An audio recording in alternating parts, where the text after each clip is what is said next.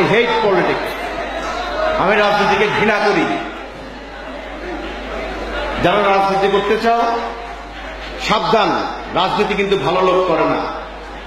আজকে বাংলাদেশের রাজনীতি ভূমিরস্যুদের দখলে, বাংলাদেশের রাজনীতি চোরা কারবারের দখলে, বাংলাদেশের রাজনীতি কালো টাকার মানুষের মালিকের দখলে।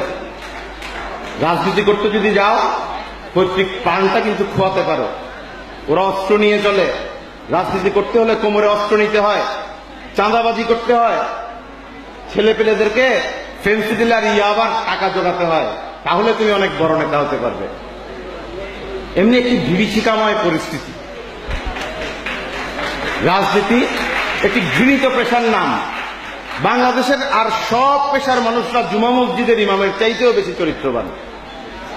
বাংলাদেশের সাংবাদিক কাউকে হুমকি দিয়ে চরিত্র হননের ভয় দেখিয়ে তার থেকে টাকা নেয় না।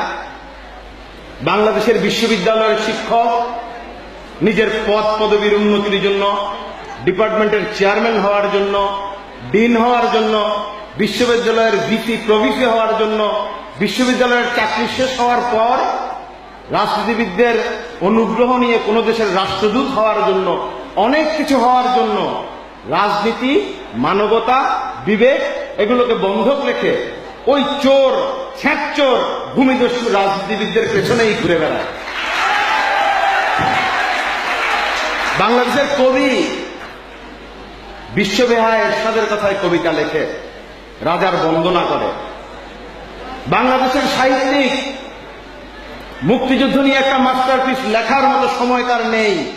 পেন পেনে প্রেমের কাহিনী লিখে বই বিক্রির কাটতি যে বাড়াতে হবে। বই বিক্রি না হলে ঘরে বছর বছর এলসিডি টিভির মডেল বদলাবে কি করে? বউকে নিয়ে ব্যাংকক, সিঙ্গাপুর, আমেরিকা, সুইজারল্যান্ড বেড়াতে যাওয়ার খরচ যোগাবে কি করে? বাংলাদেশের ডাক্তার, বাংলার কৃষক, শ্রমিক, গরিব, দুঃখী, মেহনতি মানুষ তাদের কষ্টার্জিত টাকায় এই গরিব দেশের মানুষের অর্থ দিয়ে আপনাকে অনেক টাকা খরচ করে ডাক্তার বানায়। আপনার বাবার টাকায়, আপনার পরিবারের টাকায় আপনার ডাক্তারির পড়ার খরচ চলে না, আপনার ইঞ্জিনিয়ারিং করার খরচ চলে না। বাংলাদেশের পাবলিক বিশ্ববিদ্যালয়গুলো থেকে আপনারা যারা পাশ করে বেরিয়ে আছেন, আপনাদের প্রত্যেকের শিক্ষার পেছনে এই বাংলার কৃষক, শ্রমিক, দরিদ্র মানুষের রক্ত জল করা টাকা আছে, অর্থ বিনিয়োগ আছে। এই অর্থের বিনিময়ে আমরা যে ডাক্তারটাকে বানিয়ে তাকে বলি অন্তত 3টা বছর গ্রামে যে মানুষের সেবা করো, সেই ডাক্তারকে দেখি উপজেলা স্বাস্থ্য কমপ্লেক্সে বছরে 2 বার যে সিগনেচার করে বাকি সময়টা শহরে বসে তার প্রাইভেট প্র্যাকটিসে কাটায়। বাংলাদেশের সবচেয়ে মেধাবী মুখ ইঞ্জিনিয়ার গুলো বিভিন্ন বিশ্ববিদ্যালয় থেকে পাশ করে বেরিয়ে আসেন, প্রকৌশলী হন। বাংলাদেশের রাজস্ব খাতের সবচাইতে বড় অংশ খরচ করা হয় আপনাদেরকে দিয়ে। সেই ইঞ্জিনিয়ার গুলো বাংলাদেশের বিভিন্ন সরকারি প্রতিষ্ঠানে বসে প্রতিদিন কি করছেন? প্রতিদিন তাদের ড্রয়ারে কালো টাকার স্তূপ জমছে। প্রতিদিন তারা লক্ষ লক্ষ কোটি কোটি টাকা লুট করছে। কোত্থেকে লুট করছে? এই টাকা লুট করছে আপনার উন্নয়ন থেকে, আমার উন্নয়ন থেকে, এই বাংলার গরিব, দুঃখী, মেহনতি মানুষের ভবিষ্যৎ থেকে তারা চুষে নিয়ে তারা আঙ্গুল ফুলে কলাগাছ করছে। আর শব্দ রাজনীতিবিদের। রাজনীতিবিদ রাজনীতি করতে হলে, এমপি হতে হলে তাকেও তো অনেক টাকা খরচ করতে হয়। আপনার মেয়ের বিয়ের টাকা যদি রাজনীতিবিদ নেতা দিতে না পারেন, আপনার বাবার জানাজায় আপনার রাজনীতিবিদ যদি টাকা দিতে না পারেন, আপনার মায়ের কুলখানিতে যদি রাজনীতিবিদ টাকা দিতে না পারেন, আপনার ছেলের চিকিৎসার জন্য রাজনীতিবিদের ড্রয়িং রুমে যাওয়ার পর যদি খালি হাতে ফেরত আসতে হয়, আপনি একটা জায়গা দখল করছেন, সামান্য সমস্যা আছে, ওই জায়গা দখলের জন্য যদি রাজনীতিবিদ আপনার কাছে না দাঁড়ান, সেই রাজনীতিবিদকে তো আপনি ভোট দেন না। আমরা দেখেছি এই চট্টগ্রামে কিংবদন্তি একটা নেতা ছিল আমাদের। চট্টগ্রাম উত্তর জেলা আওয়ামী লীগের প্রেসিডেন্ট ছিলেন তিনি। 71-এর মহান মুক্তি সংগ্রামে নিজের হাতে অস্ত্র নিয়ে যুদ্ধ করেছেন। বড় বেশি মনে পড়ছে সেই মরহুম ওহাব চাচার কথা। ওই মরহুম ওহাব মিয়া হাটাজারির একটা প্রত্যন্ত গ্রামে থাকতেন।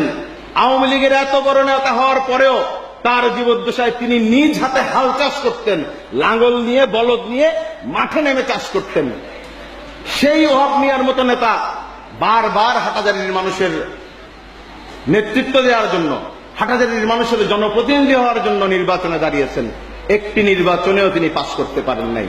মানুষ ওই গরিব সাধারণ জীবনযাপন করা ওহাব মিয়াকে ভোট দেয় নাই, ভোট দিয়েছে ওই ৭১-এর মুক্তিযুদ্ধ থেকে পালিয়ে আসা রাজাকার, ওই ৭১-এর কুলাঙ্গার ওয়াহিদুল আলম, যে জিয়াউর রহমানের শাসন আমলে লুট করে ডাকাতি করে কোটি কোটি টাকা অর্জন করেছে। সেই টাকা দিয়ে আপনার মেয়ের বিয়েতে উপঢৌকন পাঠিয়েছে, সেই টাকা দিয়ে আপনার বাবার জানাজায় টাকা পাঠিয়েছে, সেই টাকা দিয়ে আপনার মায়ের কুলখানিতে অর্থ পাঠিয়েছে। আর সেই হারামের টাকা দিয়ে আপনি আপনার জীবন যাপন করলেন, আর সেই হারামের টাকার উৎসদারী ওয়াহিদুল আলমকে নেতা বানালেন।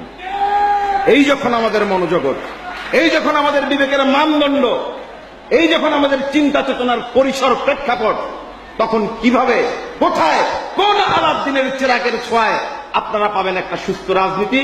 যেই সুস্থ রাজনীতিতে রাজনীতিবিদ জমি দখল করবে না, যেই সুস্থ রাজনীতিতে রাজনীতিবিদ জনগণের উন্নয়নের টাকা থেকে ভাগ বসাবে না, যেই সুস্থ রাজনীতিতে আমরা একটা সুস্থ বাংলাদেশের স্বপ্ন দেখতে পারবো। কি করে তৈরি হবে সেই রাজনীতি? এই $1 মিলিয়ন কোয়েশ্চেন সামনে নিয়েই আমি মনে করি তৃণমূল ছাত্রলীগ তার যাত্রা শুরু করেছে।